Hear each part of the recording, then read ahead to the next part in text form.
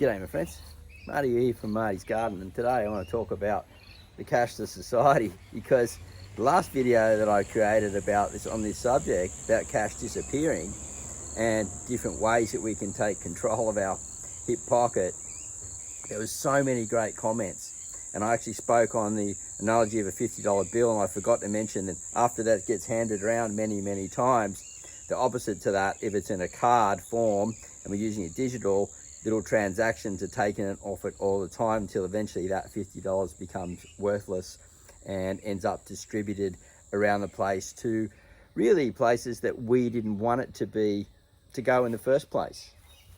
And so I've got this analogy here of the compost. Now, this stuff is valuable. So people need this. It actually solves a problem. And one of the biggest problems is the soil and the compost and the potting mixes and things, it just sucks around the place. People need this to grow really good quality food. You need to learn how to educate yourself how you can do this and save money. There's so much stuff on YouTube about composting and heaps of stuff on my channel about to do with worm farming to take it to the next level. Now I've got to fill this up around about 10 barrows. 10 barrows will make around about 20 bags over the next couple of days.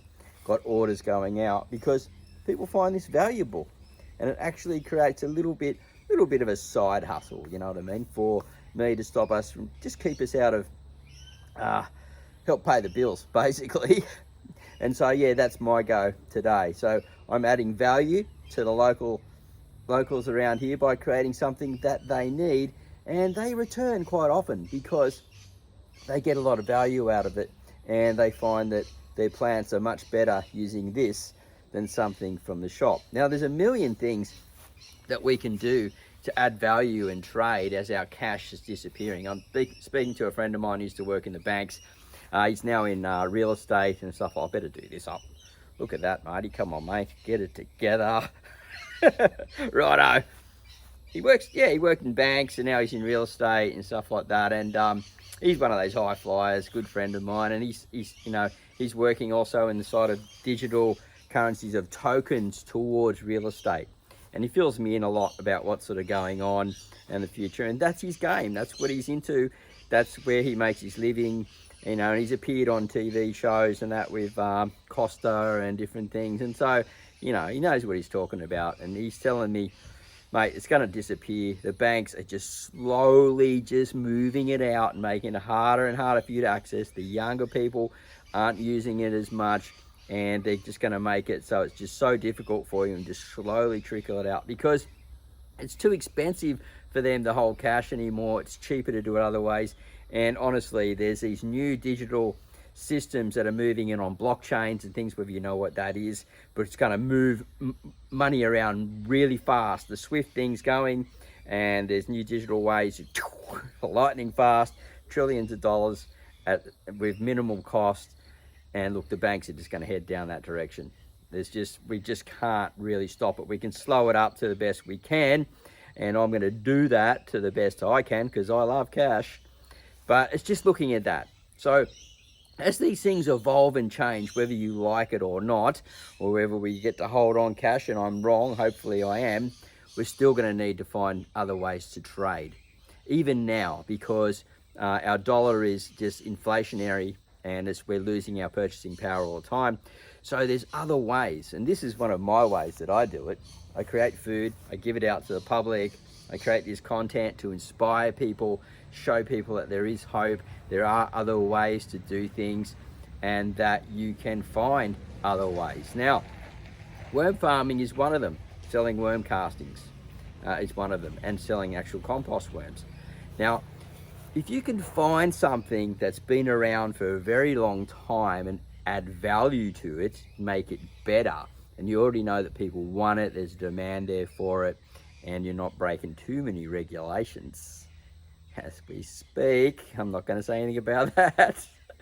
And, make a little bit extra money on the side. Bring some value back into your life.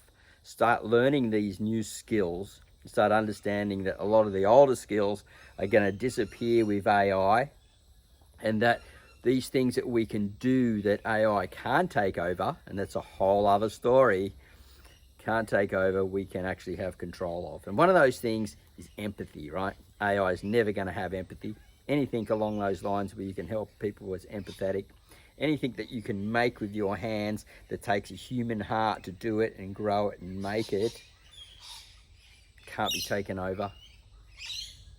And you can find ways to look at swapping and trading. Someone mentioned on the channel, they said, yeah, my husband, he's a builder. And at the end of the builds, they have all this material and he swaps it and trades it for other stuff. She said, there's other forms of currency out there. And it's so, so true. And as I said, this compost is a way for me to make a little sideline so I can stay and work from home.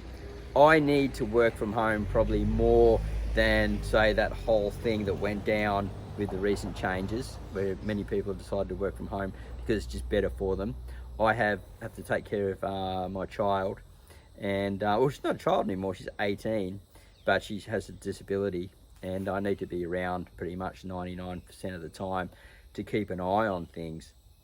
So I'm semi-forced to be out to have to work from home, but I feel that if we actually enclose in our communities and get closer to the people around us and start loving other people around us and really showing that we care, and really when you start doing these things, you start adding value into what you're doing, that it's done with not just about making money as well. It's actually, you're actually creating someone, you're actually serving someone, you're actually creating a service for a purpose that solves a problem.